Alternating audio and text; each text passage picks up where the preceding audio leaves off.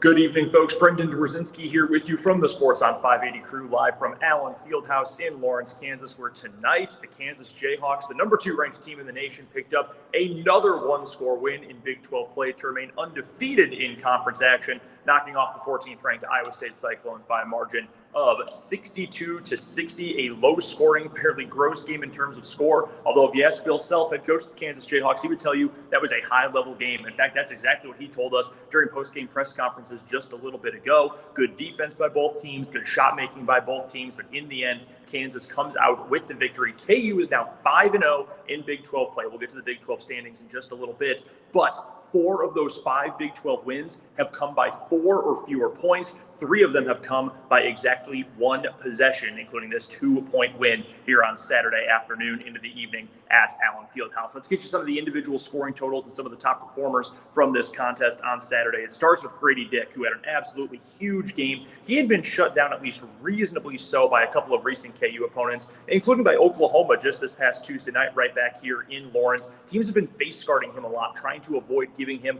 open looks, trying to avoid letting him step into three-pointers, get good looks in transition, etc. Well, in this game, Iowa State did not do a ton of that, and after the contest, head coach TJ Otzelberger of Iowa State said, hey, look, we tried to be intense, we tried to take away some of those looks, and we just weren't good enough at doing it. Dick ends the night with 21 points and goes 5 of 9 from three-point range. And to compare just how good and how important that particular statistic was for KU in this game, the rest of the Jayhawks went a combined 1 of 15 from three-point range in the contest. They were 6 of 24 as a team. How about 5 of 9 for Grady Dick in this game? So he was obviously huge from three-point range. KU needed every single one of those points. In fact, in the second half, just another impressive stat for Grady Dick for you on the day, he had 5 made baskets. That includes 1 free throw. So 4 field goals, 1 free throw. Every single one of them for Grady Dick was either to tie the game or to put KU ahead. So he came up with clutch bucket after clutch bucket in this one. Also coming up with plenty of clutch shots in this game,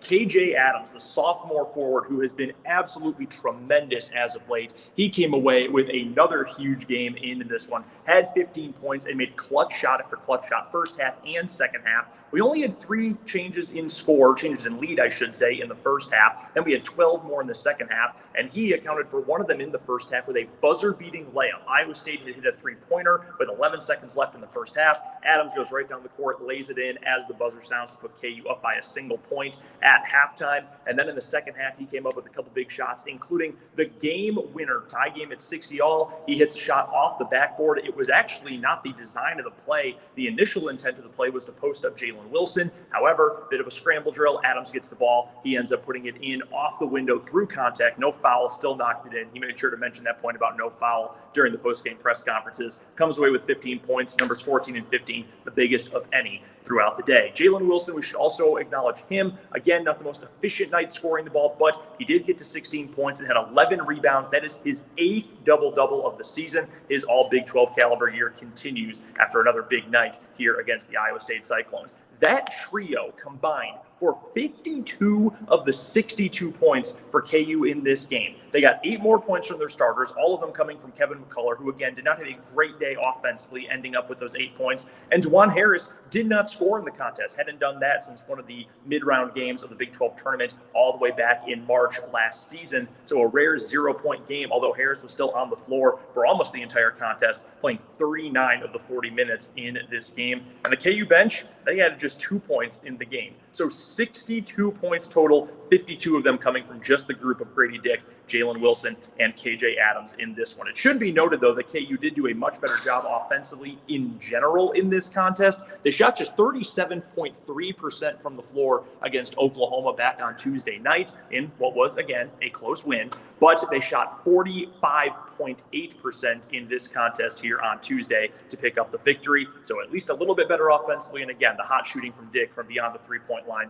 obviously a major contributor to that here on Saturday afternoon into the evening. So with that, as I mentioned at the top of our reaction show here, KU is now 5-0 in Big 12 play, and this was their toughest matchup yet, their first ranked game in Big 12 play, their first of many, we should note, but an important one going into what is a huge matchup coming up on Tuesday night. KU fans, K-State fans, all the Big 12 and all of college basketball, obviously excited about this one, the first Sunflower Showdown of the year. Early tip, 6 o'clock scheduled tip. That one will be at Bramlage Coliseum in Manhattan. Manhattan. We should also mention K-State, which lost today to TCU, ended up losing 82-68. It was much more lopsided than that for a lot of the contest. So that's the first loss of the Big 12 season for K-State, and it snapped their 9-game winning streak. They fall into a tie in second place in the league standings, along with Iowa State, who also came into the weekend 4-0 in the Big 12 before dropping their first conference game here to KU earlier today. So after 3 teams entered Saturday undefeated at 4-0 in Big 12 play, we are left with just one. That is the Kansas Jayhawks after they beat Iowa State and after K-State suffered their first loss